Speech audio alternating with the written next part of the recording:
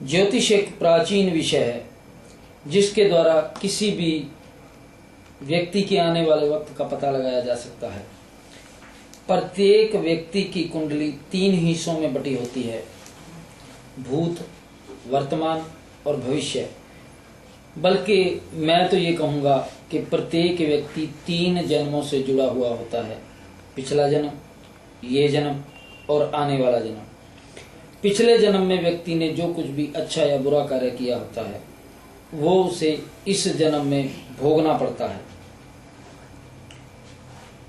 और ये बाकायदा सजा की तरह होता है।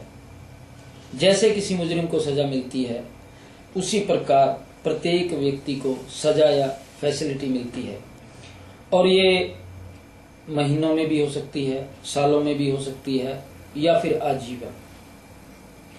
जब किसी व्यक्ति का बुरा वक्त चलता है तो ये उसकी सजा है।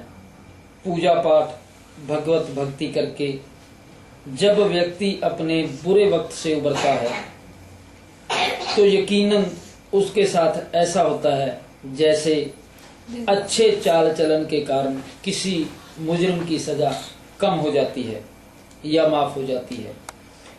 ज्योतिष के साथ एक विषय और ज्योतिष के साथ साथ चलता है, वो है तंत्र मंत्र, जादू टोना। पुरातन काल में इसका चलन बहुत कम था पर आज के युग में इसका बहुत बोलबाला है। जगह जगह दुकानें खुल गई हैं, वशीकरण, उच्चाटन, मारण। पुरातन काल में लोग भगवत भक्ति करते थे, माँ बाप की सेवा करते थे, गुरु की पूजा करते थे। इसी कारण से उस काल में तंत्र मंत्र सिर्फ नाम मात्र ही था।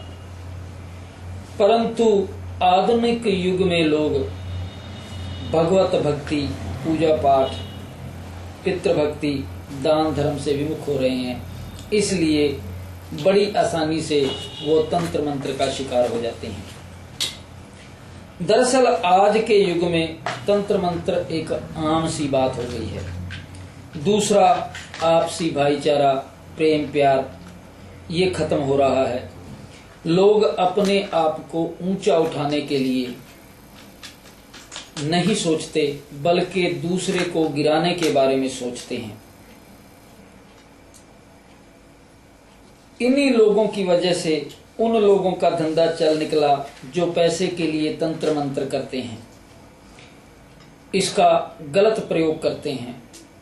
दूसरा, इसमें सबसे बड़ी बात यह है कि तंत्र मंत्र का कोई सबूत नहीं मिलता, कोई पता नहीं कर सकता कि किसने किया और कैसे किया। लेकिन तंत्र मंत्र इंसान पर तभी असर करता है जब पीड़ित व्यक्ति के जीवन में या तो नीच के ग्रह की चाल चल रही हो या शत्रु के घर के ग्रह की चाल चल रही हो या उस ग्रह की महादशा हो जो बहुत कम डिग्री पर होता है। भगवान इस सृष्टि के कण कण में विद्यमान है। हर सात्विक शरीर में भगवान विराजमान है।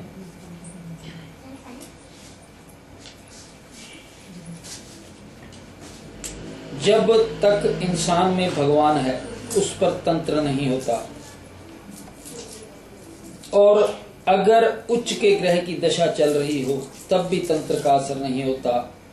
अगर उच्च के ग्रह की दशा चल रही है और व्यक्ति भगवत भक्ति में लीन है तब भी तंत्र का असर नहीं होता। पर तांत्रिक लोग अपने शिकार को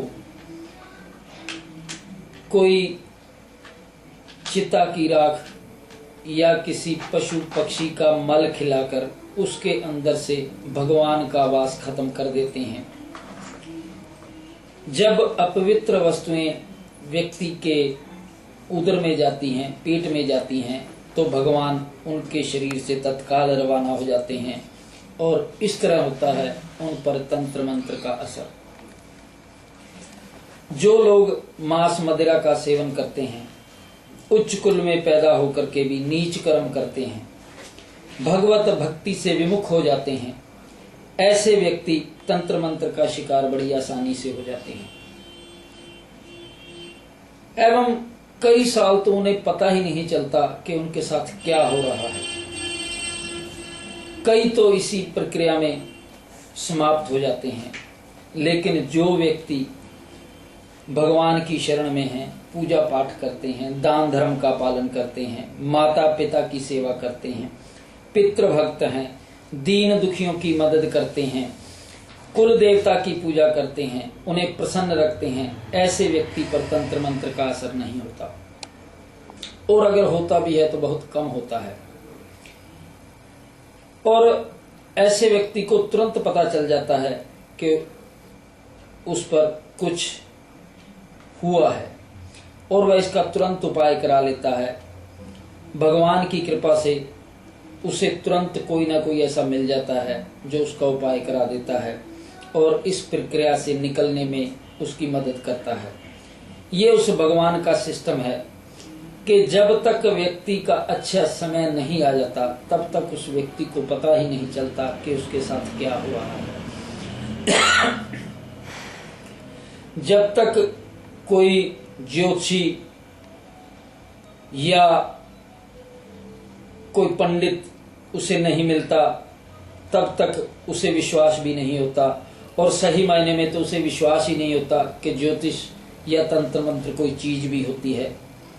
लेकिन ज्यों ही व्यक्ति का अच्छा समय शुरू होता है, कोई ना कोई व्यक्ति तुरंत ही उसे मिलता है और उसके उपाय शुरू हो जाते हैं और वह व्यक्ति तुरंत ही भगवान की शरण में आ जाता है।